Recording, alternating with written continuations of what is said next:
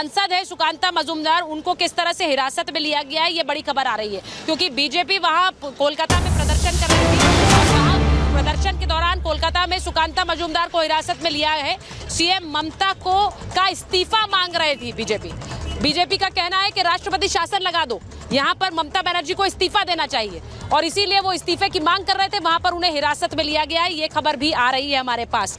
अब मेरा सीधा सवाल विवेक जी आपसे है, जब आप लोग सिलेक्टिव क्यों होते हैं इस तरह की घटनाओं में? मैं यहाँ पर आपने एक बच्ची को सुना जो वो कह रही थी कि किसी भी महिला के लिए अगर आवाज उसकी अकेली आप सुनिए, उसकी आवाज उठाने के लिए हमें तो सड़कों पर उतरना पड़ेगा। इसीलिए आपसे पूछ रही हूँ, ममता बनर्जी तो सीधे सीधे आपको हंगामे का जिम्मेदार कह रही है। वो कह रही वाम वाले हैं, यही लोग हैं जो हंगामा करवा रहे हैं। हंगामा हम ही ने किया, हमने हंगामा किया, हमने प्रोटेस्ट किया। 4 दिन पहले हम पहुंचे, हमने धरना दिया हॉस्पिटल के बाहर, वहां से शाम बाजार तक मार्च किया, सारे डॉक्टरों से मिले, हमारे जितने मेडिकल कर्मचारी यूनियन है उनको इन्वॉल्व किया। हमने ममता बनर्जी के नाक में दम किया क्योंकि ये जो घटना है नहीं घटनी चाहिए थी और हर डॉक्टर की जान सुरक्षित होनी चाहिए थी। कांग्रेस ने भी किया, अधीर रंजन चौधरी भी उतरे, तो इंडिया अलायंस में हम सभी लोग जो वहां पर हैं इस मुद्दे पे सारे एक थे कि we are for the safety of the doctors, number 1। Number 2, लेकिन बीजेपी का मॉरल राइट नहीं है कि वो क्वेश्चन उठाए। आज 22 प्रवक्ता सिर्फ इस इवेंट की, sorry for my using this word, I am ashamed of using it, marketing करने के लिए जगह जगह हर राज्य में गए हैं और ये ठीक नहीं है। आप कोशिश करिए कि अक्यूज पकड़े जाएं, सारे उनको हिरासत में लिया जाए, उनको सजा मिले, लेकिन आप तो sir I am sorry Vivek ji, I am sorry, लेकिन Vivek ji I am sorry, लेकिन अगर आप भी कभी प्रदर्शन के लिए सड़क पर उतरेंगे तो I will not use the word event. मैं आपके प्रदर्शन के लिए भी इवेंट का इस्तेमाल नहीं करूंगी और इसलिए नहीं करूंगी क्योंकि जब भी आप प्रदर्शन कर रहे हैं तो आप किसी की आवाज ही उठा रहे हैं। किसी की आवाज को उठाना इवेंट मत कहिए सर, ये बहुत दुखद है।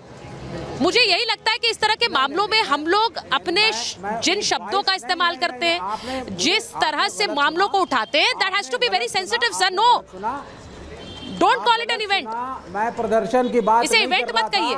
22 प्रवक्ता 22 राज्यों में भाजपा के जाकर के क्या कर रहे हैं? मुझे ये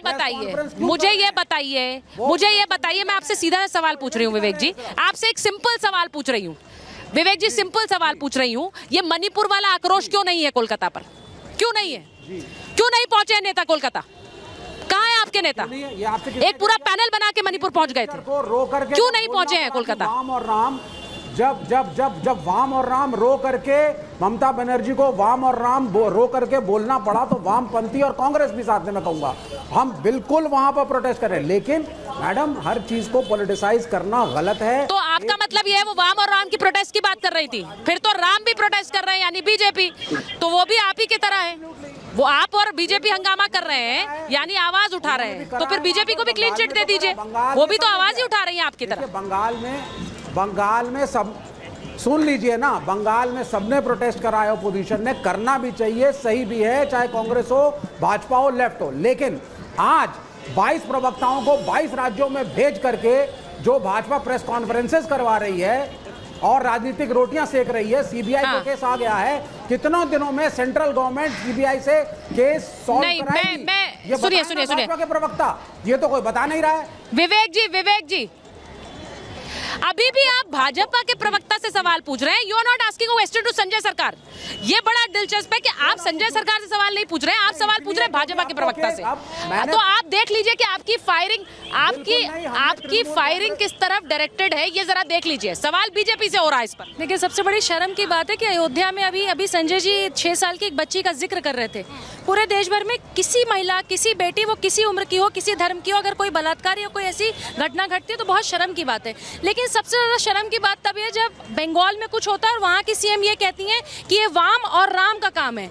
अगर इसी पे अयोध्या में जो केस हुआ है जिसमें 12 साल की बच्ची का एक बलात्कार किया गया, वो प्रेग्नेंट है बच्ची, और अगर ये कहा जाए कि वहाँ जैसे उन्होंने राम का नाम लिया, राम को इसमें घसीटने की जरूरत ही नहीं थी, धर्म पे जाने की नहीं। अगर इसमें अगर जो सरकार में, मैं तो बीजेपी में नहीं, लेकिन अगर बीजेपी का कोई व्यक्ति या राम भक्त अगर कोई ये कह दे, हम तो हिंदू है ना, लेकिन अगर कोई ये कह दे कि जो मोइन खान है वो रहीम का काम है, तो क्या ये अच्छा लगेगा? क्या ये शोभा देगा? देखिए मैं सीधी ये बात जो वो पूछ रही है, मैं एक बार ये बता दूं कि इंडिया गेट पर ये प्रदर्शन डॉक्टर डॉक्टरों का। कोमल भी हमारे साथ हैं और कोमल जो है उन डॉक्टरों के साथ चल रही हैं जो कैंडल मार्च निकाल रहे हैं, जो यहाँ इंडिया गेट पर पहुंचेंगे। जरा कोमल से एक बार जरा सीधे चले जाते हैं कोमल के पास। कोमल, जरा तस्वीरें दिखा दीजिए वहां की।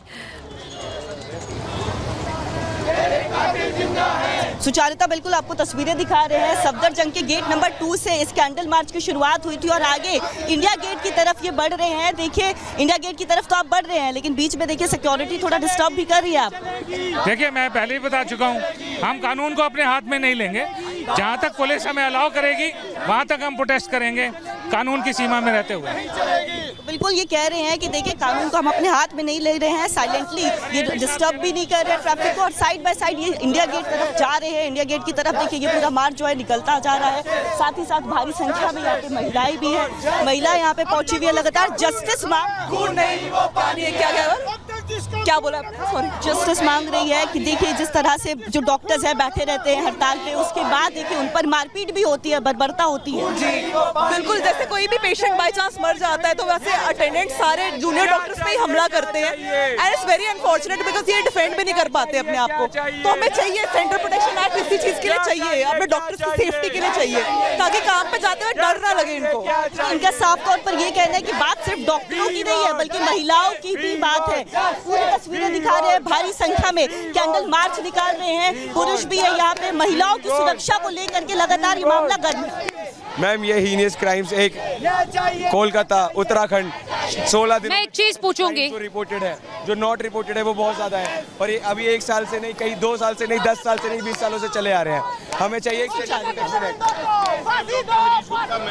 देखिए कोमल जो तस्वीरें दिखा रही हैं, मैं एक बार जरा सिर्फ ये पूछना चाहती हूँ कि क्या महिला सुरक्षा का मामला, क्या इस मामले पर हम एक सुरक्षा के मामले पर हम एक सिलेक्टिव अप्रोच रखे हुए हैं? ये मैं सवाल इसलिए पूछ रही हूँ क्योंकि मुझे हैरान करती है 2 तस्वीरें। पहली तस्वीरें उपद्रवी जो कि घुस जाते हैं अस्पताल के अंदर और वो क्राइम सीन से छेड़छाड़ करते हैं। किसने उन्हें ये इजाजत दी कि वो अस्पताल में घुस जाए लाठी डंडों के साथ और अस्पताल के अंदर सारा क्राइम सीन में उथल पुथल मचा दे, वहां तोड़फोड़ मचा दे? सवाल ये है, और इसीलिए ये कहा जा रहा है कि क्या साक्ष्य मिटाने की कोशिश है। दूसरी तस्वीर जो हैरान करती है वो है ममता बनर्जी की सड़क पर उतर आने की। अब सोचिए कि जहां पर सरकार से सवाल पूछे जा रहे हैं वहां खुद सरकार सड़क पर है, तो फिर किसके पास गुहार लगाई जाए, किससे सवाल पूछे जाए और किससे ये उम्मीद की जाए कि वो इंसाफ दिलाएंगे? आपसे ये 2 तस्वीरें इसीलिए हैरान करती हैं। मैं एक बार जरा बताना चाहती हूँ कि हाईकोर्ट ने आज क्या कहा है।